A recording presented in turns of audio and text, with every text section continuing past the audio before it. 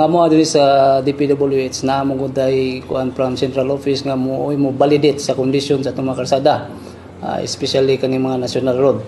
Now ang pangutana diya ang ano kunong asfalto ang simento nga maayo pa. So bisa ato ang road bridge and inventory sa central office, ang road condition anang i-sporto na nasa fair condition.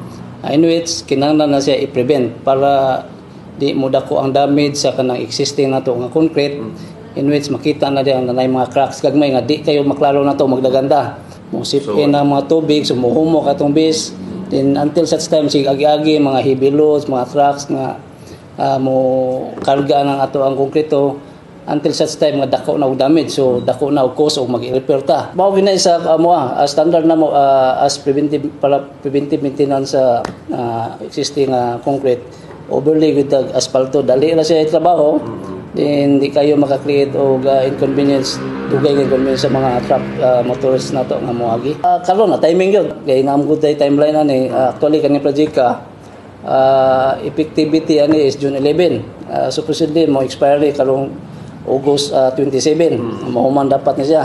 Ang timing gud sa iyang pag-take effect sa iyang contract duration, naiwan gud. So mao na tong kuno na tong kuan kay delikado.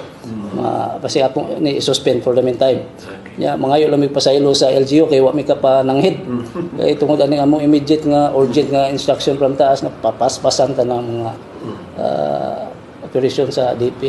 Wa gid sila kibaw ang LGU kay amo walay man po, pero ngayon lang may pasensya sa atong mayor Mayor Junque, atong congressman si Ma'am Imari Loli Papuano, to kuan understand lang po sa amo ang kuan, pero next time amo na gyud ipabaw a week before siguro para lang ma-coordinated sa ato ang LGU.